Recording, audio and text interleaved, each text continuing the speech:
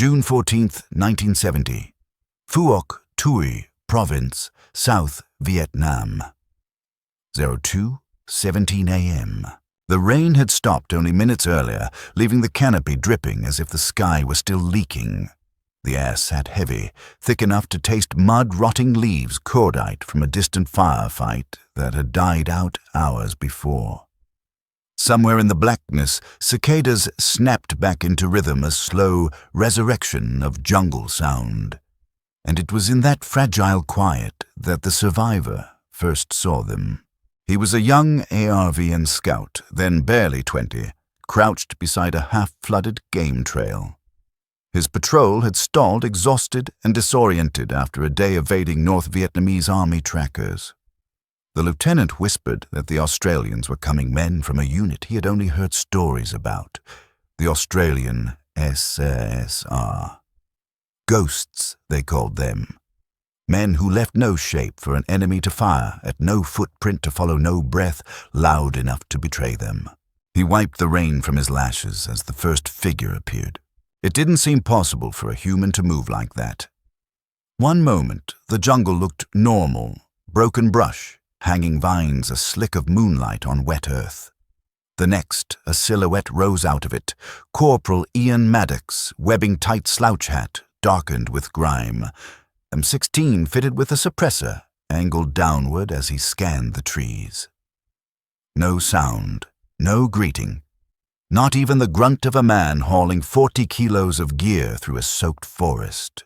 Behind him, 3 more operators materialized, spaced so widely that they seemed unrelated, as if the jungle itself had decided to produce them at random intervals. Each man froze, assessing the ARVN patrol with quick, sharp glances. Their eyes were calm, but alert, with the kind of focus that comes from weeks behind enemy lines. The ARVN scout felt suddenly loud breathing, 2 fast boots squelching in mud rifle strap rubbing against his shoulder. These Australians looked like they had been carved from shadow. Maddox moved past him without acknowledgement, offering only a hand signal to his point man. 2 fingers. Sweep right. NVA movement expected. Then the survivor realized what was happening. These men were not arriving to support his patrol. They were cutting straight through the area because they were already being hunted. A faint tremor rolled through the ground, the stomp of many boots. The NVA trackers had resumed their push no more than 500 meters behind. The ARVN lieutenant stiffened. If the SAS had been detected, the enemy must be close. But Maddox gave no indication of haste. Instead, he knelt, brushed a palm across a wet leaf, and inspected the faint smear left by the ARVN boots. His jaw tightened. Their passage had been obvious. Too obvious. The survivor would later recall the look Maddox gave him, not angry, not superior, but quietly disappointed, as if saying, "Your footprints are screaming." Then the corporal did something the young scout would never forget. He erased the trail. With practiced speed, Maddox and his men swept branches over the churned mud, repositioned broken stems, and used boot edges to mimic the marks of wild pigs. When they finished, it looked as though no human had passed through for days. Then, without a word, the SAS patrol stepped sideways into the vegetation. They didn't walk down the path. They disappeared through it. 1 second they were there. The next, the jungle had eaten them. Minutes later, the NVA trackers arrived, 6 men moving low rifles at the ready, eyes sharp. The scout's pulse hammered in his ears. He expected shouting gunfire, the eruption of chaos. But the trackers halted, confused. The ARVN trail was obvious. The SAS trail did not exist. The NVA fanned out, probing the edges of the trail, tapping leaves, sniffing bark, pressing mud between their fingers. One shook his head. Another murmured something about losing the scent. And then, as the patrol moved on, the jungle grew still again. Only much later, years after the war, would the survivor truly understand what he had witnessed. Those Australians were not just skilled. They lived by a different code of movement, discipline, and silence. They had to. Recon patrols like theirs were often 4 men against entire battalions, surviving only by mastery of invisibility. He realized something else too. While everyone else in Vietnam was trying to fight the SAS, was trying not to be seen at all. The jungle gave a single advantage to those who respected it completely, and punished anyone who didn't. The survivor stayed frozen long after the NVA trackers slipped back into the dark. His patrol waited in total silence, too afraid to move, too aware that a careless breath could ripple the leaves loudly enough to bring trouble back upon them. But what struck him most was not the enemy's closeness. It was the realization that the Australians were already adapting, shifting, recalculating their entire route based on those few seconds of danger. To the west, the jungle exhaled. A faint rustle, nearly imperceptible, brushed across the treetops. The ARVN scout couldn't see them, but he felt them. Maddox and his 3-man patrol were on the move deeper into the forest, dissolving into a place no ordinary soldier dared to tread without giving himself away. They were hunted now, and they behaved like men who expected nothing else. Corporal Maddox led with a slow, deliberate pace, every step placed with surgical precision. His second-in-command, Trooper Alan Kerrigan, rotated backward scans, his suppressed M16 held close eyes, cutting through patches of moonlit understory. Behind them, Privates Leary and Donahue carried the essential burden of reconnaissance patrols. Radios, claymores, spare magazines, and rations, reduced to silent, scentless portions, packed in waterproofed cloth. The Australians knew the terrain intimately. They had been inserted by helicopter 3 days earlier, avoiding known NVA corridors, mapping fresh track marks and camp debris left by a regiment pushing south. That regiment was now aware something foreign, a scent, a footprint, a vibration had moved near them. And once alerted, NVA trackers did not stop. The jungle shifted again, this time with intent.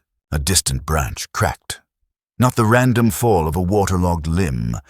This was weight, a man's weight, maybe several.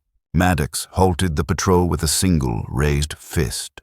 The 4 men sank low breaths, shallow bodies pressed into the earth. They blended with the ground so quickly that even the ARVN scout would not have recognized them if he were standing 3 meters away. The NVA had widened their sweep pattern. Through the foliage, shapes emerged, dark uniforms, patterned caps, SKS rifles held at the ready. The trackers were fanning out, spacing 10 meters apart, probing the forest with disciplined method.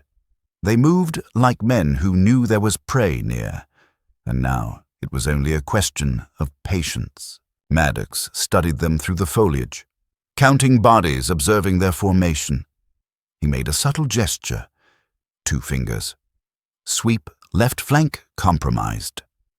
The SAS patrol shifted without sound, bodies gliding horizontally across the forest floor, redistributing their weight to avoid snapping roots hidden under the leaves.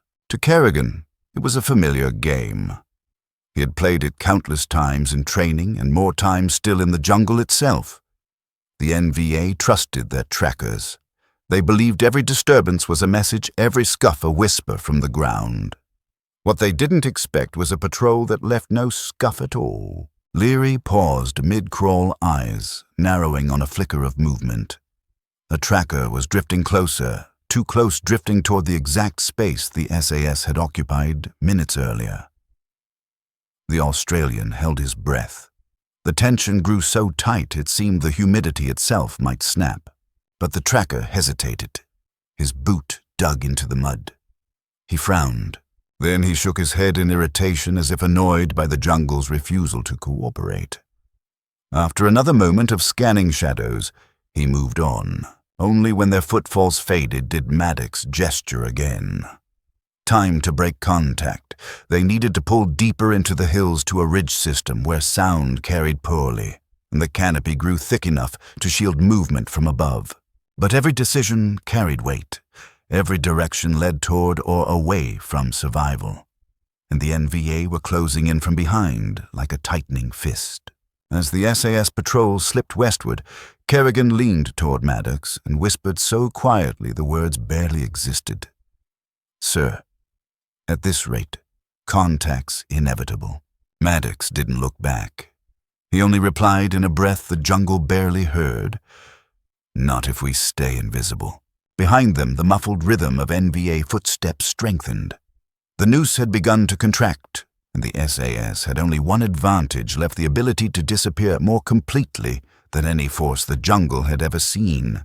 The ridge Maddox aimed for was a jagged smear of dark green on the horizon, its slopes slick with runoff and cloaked in vegetation so dense that daylight rarely touched the ground.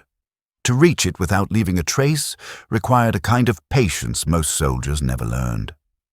The SAS moved in increments, gliding from shadow to shadow, pausing whenever the jungle stirred beneath the pressure of following boots. The ARVN Scouts patrol, miles behind, would later recall hearing nothing from the Australians after that first meeting. No gunshots, no radio chatter, no triumphant sign of escape, only rumors drifting through the battalion of NVA sweeps tightening around an unidentified four-man team somewhere in the hills. The jungle was swallowing the story even as it happened. Ahead of Kerrigan, Maddox lowered himself into a crouch, eyes scanning the slope. He angled his hand upward, signaling for a slow ascent. The ridge was steep enough that each step had to be tested before weight was placed, and each handhold pressed carefully to ensure it didn't dislodge pebbles that could betray their route. Donahue climbed last, wiping away small scuffs left in the damp soil with practiced speed. By dawn's first grey flicker, the patrol reached a shelf of land beneath the ridge. Mist drifted between the trees in ribbons, blurring depth and swallowing outlines. Ideal cover. Maddox nodded, approving the terrain. They moved forward, spacing themselves at 15-meter intervals. But the silence changed. Leary felt it before he heard it, a faint tremor in the undergrowth out of rhythm with the wind. He raised a clenched fist. Everyone froze. The forest stopped breathing. A beat later, the sound sharpened. The tap of a metal buckle against a canteen. A muffled cough. Soft soil compressing beneath boots. The NVA were climbing too. Maddox motioned for the patrol to drop flat. His mind catalogued the enemy's approach: strong numbers, good discipline, steady pace. These were not green troops. These were veterans tasked with finding the foreign recon team that had infiltrated their zone of control. Kerrigan's hand slid to the claymore pack at his side. A last resort. Their mission was reconnaissance, not engagement, but there were limits to how long a four-man team could stay ahead of a full company. The enemy continued upward, threading between thin trunks, rifles angled forward. The patrol held so still that spiders began to crawl across their sleeves. Sweat slid down their backs. The air tasted metallic. One of the NVA soldiers halted. He knelt, brushing aside leaves with the barrel of his rifle. Maddox watched him carefully. The man was only 3 meters from the faintest depression in the ground where Leary's boot had rested moments earlier. Every second stretched wider. The jungle grew tighter. The ridge no longer felt like safety, but a trap closing in slow motion. Then a shout erupted below. Another NVA squad had found something likely a booby trap or an abandoned ration from the ARVN patrol. The trackers shifted their attention, redirecting toward the disturbance. Their boots thundered downhill as they regrouped. The moment they were gone, Maddox tapped the ground twice. Move. The SAS patrol surged upward, muscles burning lungs, dragging humid air. They reached the second tier of the ridge before stopping. Kerrigan wiped sweat from his brow and whispered, "They're onto us. They're reading the terrain like we do." Maddox nodded slowly, eyes scanning the slope below. "Then we take them somewhere they can't read." He pointed toward the northwest spur of the ridge, a place marked on their map only with a series of lightly drawn lines and warnings scribbled during a briefing. A green maze, a dead zone of tangled roots, sinkholes, and twisted vines capable of masking even the closest movement. Leary exhaled with relief. Donahue grimaced. That place was notorious. If the NVA didn't find them, the jungle itself might. But Maddox's reasoning was simple. The Australians trained to become invisible. This ridge could finish the transformation. The four men disappeared into the spur, letting the vegetation close behind them like a curtain. The NVA, climbing steadily in pursuit, reached the point where the trail simply ceased to exist. Confusion spread through the ranks. Officers muttered. Trackers argued. The terrain carried no message, no imprint, no clue. It was as if the ghosts had walked through solid walls. But inside that maze, surrounded by darkness and dripping vines, Maddox and his men knew the pursuit was far from over. The enemy would probe every slope scour, every hollow push deeper than they ever had before. The SAS would need to vanish more completely and survive long enough to deliver their intelligence back to base. Inside the spur, the jungle folded inward, narrowing into a labyrinth of roots and strangler vines. Light thinned to a green haze, thick as smoke, making shapes indistinct and distances unreliable. Maddox halted the patrol beneath a fallen trunk, arched like a rib cage over the forest floor. He raised one palm, signaling a full stop. Everyone listened. Nothing. No birds. No rustling branches. No rain dripping through the canopy. The silence was so complete it seemed artificial, as if the jungle were holding its breath along with them. Kerrigan checked his compass twice, then once more for good measure. Larry realized he could see only a few meters ahead before the foliage dissolved into pure shadow. This maze was a place where sound behaved unnaturally, ricocheting between trunks in soft, warped echoes. A place where even footsteps felt amplified. Maddox gestured sharply. Keep contact only through touch. Words were too dangerous here. Even whispers could betray them. They advanced inch by inch. Maddox at point. Kerrigan trailing 5 meters behind. Leary and Donahue fanning out carefully to cover flanks. Every movement was deliberate. Knees bent. Boots planted only on damp soil, never on brittle twigs. Gear secured tight against webbing. Water bottles stuffed with cloth to prevent sloshing. Each man balanced his weight the way a sniper steadies his breath. They were inside a world designed to erase them if they misstepped. After 15 minutes of crawling through the thicket, Donahue tapped Kerrigan's boot twice. Contact. The corporal shifted sideways, following the younger trooper's gaze. Through a curtain of hanging vines, a faint shape materialized, a depression in the earth, large and round. A sinkhole. Maddox approached, studying the edges. Mud slides downward into a chasm of black water. One wrong step would send a fully loaded soldier tumbling into a pool deep enough to drown him. The SAS skirted the perimeter, distributing weight so evenly that no soil shifted beneath them. Behind them, faintly but unmistakably, came the enemy. Bootfalls. Dozens of them, muffled curses, the metallic snap of someone chambering around. The NVA had entered the maze. Maddox signaled for everyone to drop low. They slid into a hollow beneath an overgrown root system. The air tasted of wet bark and stagnant water. Their bodies pressed into the mud, weapons angled outward. The NVA presence thickened. Voices approached low and tense. The Australians recognized the cadence, a mix of trackers and combat troops, men used to moving through difficult terrain. But in this maze, even experts stumbled. A heavy crash shattered the stillness. An NVA soldier had slipped. A shout followed, then splintering branches. Several rifles snapped toward the noise. Donahue tensed. Maddox rested a hand on his arm. Not yet. They couldn't reveal themselves. Another cry echoed, a splash this time. The sinkhole had claimed someone. The NVA troops scrambled toward the sound, confusion rising as they discovered no trail left by the Australians. They searched the foliage in worsening frustration, smashing vines aside, breathing hard. But for all their numbers, they couldn't find what didn't exist. Maddox knew they had minutes before the enemy regrouped. He tapped the ground twice. Movement again, but sideways threading between gnarled roots that forced the patrol into a crawling posture. Kerrigan's elbows burned as he shoved through soaked foliage. Leary's pack scraped bark, but quietly enough to pass unnoticed. They emerged into a narrow ravine littered with fallen branches. The walls pressed in close, echoing faint drips of water from cracks overhead. A perfect path for concealment. A terrible path for escape.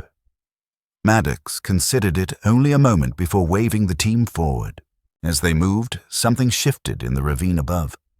Brush parted. A silhouette leaned over the edge. An NVA scout. His eyes scanned downward, sweeping the ravine. Another soldier joined him, a third. Their rifles lowered, they were searching systematically, closing off one possible escape route after another.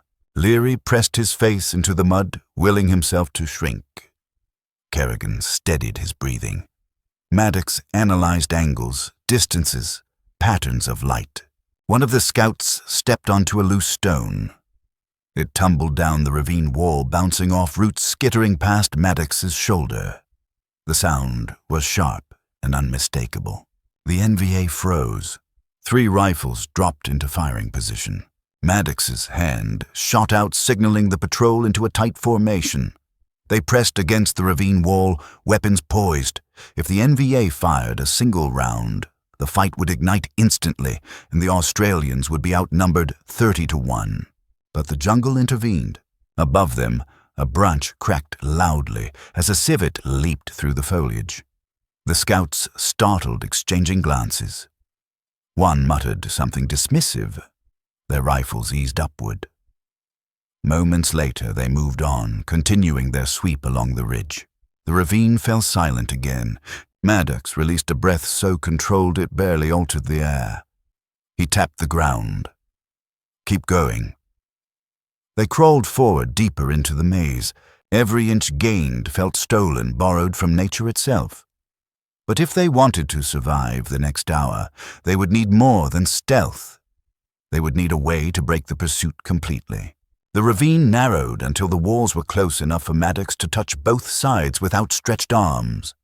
Roots dangled overhead like skeletal fingers, and the floor sank into a slurry of mud that muffled every movement. This was the kind of terrain that punished aggressors. Maddox intended to use it. He raised a hand. Full stop. The patrol crouched beneath a twisted buttress root while Maddox unrolled a hand-drawn map sealed in plastic. He traced a finger along the contour line, stopping at a specific bend in the ridge. Kerrigan leaned close. "You want to make a stand here?" Maddox didn't nod, but he didn't need to. The point was clear. They were done running. Not because they were cornered, but because the terrain had shifted from threat to advantage. If the NVA insisted on closing in, then the Australians would greet them, but on terms dictated by the jungle itself. He signaled quietly, set the surprise. Leary slid off his pack. From it, he removed a pair of adhesive charges coated in mud to mask their scent. He positioned them on the ravine wall, selecting spots where falling debris would choke the path, but avoid triggering a full collapse. Donahue planted a single claymore behind a bramble cluster facing downhill, careful to hide the wire beneath wet leaves. Kerrigan took up the rear guard, pressing his ear to the ground. The vibrations were subtle but consistent. The NVA were moving steadily. They were reading the ridge as best they could, following the faintest clues, pushing deeper into terrain meant to swallow them whole. Minutes passed. Then the jungle shifted. A faint tremor spread through the earth, steadier, now closer. Branches snapped, voices murmured softly. Kerrigan gestured sharply. Contact imminent. Maddox pointed the patrol into elevated positions along the ravine wall. They rose into the roots, becoming part of the terrain tucked behind natural screens of fern and vine. Leary's thumb rested lightly on the detonator. Donahue steadied his M16 crosshairs, tracing the Claymore's kill zone. Kerrigan scanned the opposite slope, ready to engage only if every silent option failed. The first NVA scouts appeared.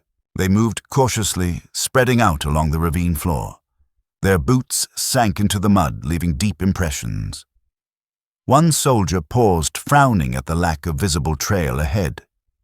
He signaled backward, frustration sharpening his gestures. A second wave of troops entered, then a third. Dozens now compressed by terrain they couldn't navigate in formation. Maddox waited until the patrol was close enough that their breath fogged the air around them. Then he tapped Leary's boot. A deep rumble shook the ravine. The charges blew, sending slabs of earth and tangled roots cascading downward. The NVA scouts stumbled, shouting, slipping as the debris sealed the downhill path and forced a chaotic reversal of direction. Before they could regroup, Maddox signaled Donahue. The claymore erupted in a flash of pulverized foliage. The explosion wasn't meant to kill, though it certainly could, but to disorient. Leaves and dirt blasted outward, masking the Australians' escape as they dropped from their perches and sprinted uphill through the narrow gap left intentionally unblocked. The NVA, stunned and in disarray, fired blindly into the ravine walls. Their bullets struck only earth and vines. The Australians were already moving ghost-like, slipping through the maze while confusion rippled through the enemy line. Kerrigan whispered into Maddox's ear, breath ragged from exertion. That bought us minutes, maybe more. Maddox checked the slope ahead. Minutes are all we need. They ascended the final stretch of the ridge, lungs burning, legs trembling, but their pace never faltered. The maze behind them erupted with frantic shouts as NVA officers attempted to reorganize, but the dense terrain worked against them. Sound diffused. Footpaths vanished. The trapped column had lost its cohesion, and cohesion was the only thing that could overpower a four-man patrol trained to turn chaos into an ally. At the ridgetop, the canopy cracked open enough to reveal a sliver of evening sky. Maddox halted, raising his binoculars. Beyond the far valley lay the extraction zone, a modest clearing hidden beneath tall elephant grass, reachable only with precise navigation. But he wasn't looking toward the clearing. He was scanning the slopes behind them. Kerrigan noticed his expression. "What is it?" Maddox lowered the binoculars. "They're reorganizing faster than expected. We can still outrun them, but they're not giving up." Leary exhaled heavily. "If they chase us into that valley, the extraction bird won't land." Donahue wiped mud from his cheek. "So we give them something else to chase." Maddox's eyes settled on the far western spur, an area even denser than the maze they had just crossed. A place he knew few units dared to enter. A place where the SAS could vanish completely. He signaled. Final maneuver. The jungle swallowed the four silhouettes once more, leaving behind only the distant echoes of confusion from an enemy that still believed victory lay just ahead. The western spur loomed like a wall of darkness, its trees wrapped in vines so thick they resembled braided cables. Moss draped every branch in heavy sheets. The air smelled of stagnant water and crushed foliage. Even experienced trackers avoided this place. Trails refused to exist here. Sound vanished into the density like breath into wool. Maddox led the patrol straight into it.